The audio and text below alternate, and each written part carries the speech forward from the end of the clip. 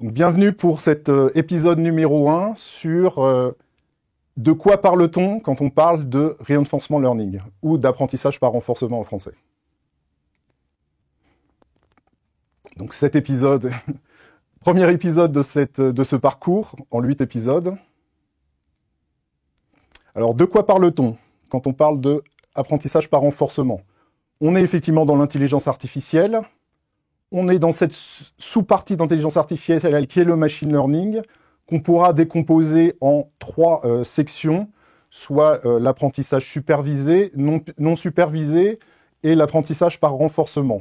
Chaque session s'interconnecte les unes avec les autres, et on a en fait notre sous-partie deep learning, donc l'utilisation de réseaux de neurones, comme on l'a vu explicitement dans nos différents parcours FIDOL. Et donc, dans cette partie reinforcement learning, ce qui va être du reinforcement learning en utilisant des réseaux de neurones, ça va être ce qu'on va appeler le deep reinforcement learning. Et ce qui n'est pas du réseau de neurones, donc en fait des algorithmes plus anciens, on va le distinguer en appelant ça le tabular reinforcement learning, ou l'apprentissage par renforcement tabulaire.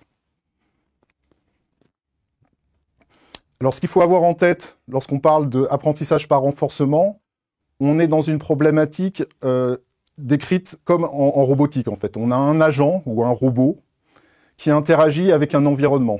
Un environnement, donc ça peut être le monde réel, mais le monde réel est un environnement ultra complexe. Donc parfois, on va avoir des environnements numériques, des simulations numériques, des jeux vidéo, des simulations robotiques qui représentent la réalité.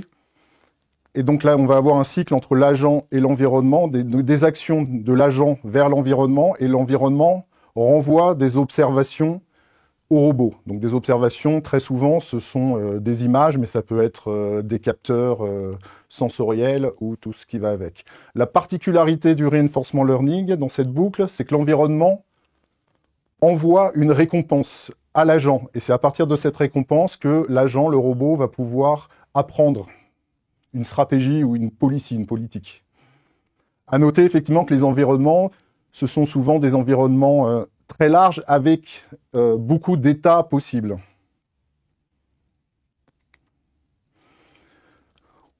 On peut considérer effectivement que c'est un apprentissage tout au long de la vie du robot. Donc on peut traiter en fait des environnements contrairement à l'apprentissage supervisé ou non supervisé, on peut traiter des environnements qui sont dynamiques, qui vont changer dans le temps. Donc effectivement, des actions ne vont pas amener forcément les mêmes récompenses à un instant T ou dans son futur.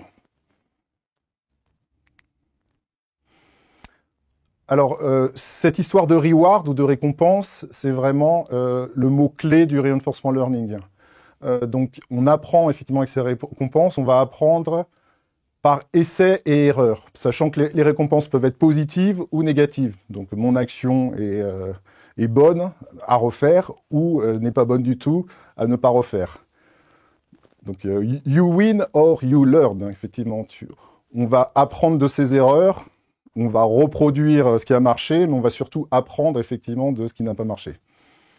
À noter que la récompense, définir la récompense, l'ingénierie autour de les fonctions de récompense, c'est très difficile à designer et ça correspond effectivement au plus gros problème du reinforcement learning, et c'est ce qui va marquer effectivement la limite du reinforcement learning, que c'est difficile parfois à appliquer dans certains cas. Alors les applications classiques du reinforcement learning, c'est effectivement le jeu, donc ici représenté le jeu de Go, parce que AlphaGo, c'est typiquement du reinforcement learning. Tout ce qui est dextérité robotique, donc là on a l'exemple effectivement d'une main robotique, d'un bras robotique qui manipule un Rubik's Cube.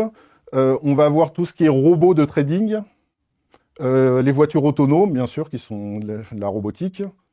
Le reinforcement learning, effectivement, son grand classique, c'est les jeux vidéo, donc des jeux vidéo de plus en plus évolués. D'abord, ça commence avec les jeux vidéo Atari, puis après, ensuite, c'est avec tous les nouveaux jeux vidéo, quoi nouveau, d'il y a 15 ans. Voilà. Et aussi, application dans la recommandation publicitaire, surtout recommandation personnalisée. L'environnement ici est l'utilisateur qui va envoyer des récompenses sur les recommandations en bien ou pas bien. Un mot-clé qui revient assez souvent dans le reinforcement learning, c'est les gymnasiums. En fait, c'est des ensembles d'environnements. Donc on a le plus connu et le premier, c'est le gym de OpenAI. On a le gym de Unity. Isaac Gym, c'est un gymnasium NVIDIA. Et donc un gymnasium, c'est ça. Donc c'est en bas, effectivement, on a des exemples de gymnasium Unity, donc plutôt espèce de jeu robotique. En haut, les deux images, c'est du Isaac Gym, donc des gymnasiums, effectivement, aussi de problématiques robotiques. Derrière, c'est ce qui correspond un peu plus à l'Open AI Gym, donc du jeu vidéo, typiquement du jeu vidéo Atari, Nintendo, tout ce que vous voulez. Au niveau des librairies Python dédiées au reinforcement learning, on a celle-ci, donc Dopamine, plus ou moins gérée par Google, donc en environnement TensorFlow ou JAX, et Stable Baseline 3 sur PyTorch.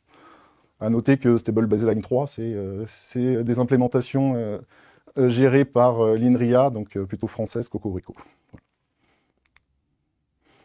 Au niveau des ressources, pour monter ce parcours, donc on a un certain nombre de ressources. La première ressource, donc Reinforcement Learning, An Introduction par Sutton et Bartow. Là, c'est vraiment un énorme bouquin, c'est la Bible du Reinforcement Learning.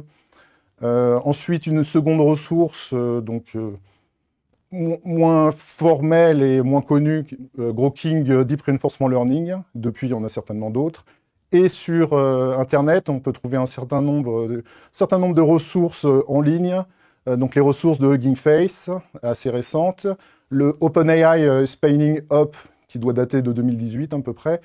Il y a une série de cours de l'université de Berkeley sur le Deep Reinforcement Learning, accessible en ligne. Il y a un lien, la More Ressources, donc c'est un Git avec plein d'autres ressources. Et une dernière ressource, effectivement, Isaac Gym, donc c'est les implémentations traitées par NVIDIA qui sont compatibles avec des GPU pour avoir effectivement de l'accélération en ressources de calcul via GPU. Rendez-vous pour le deuxième épisode avec les équations de Bellman.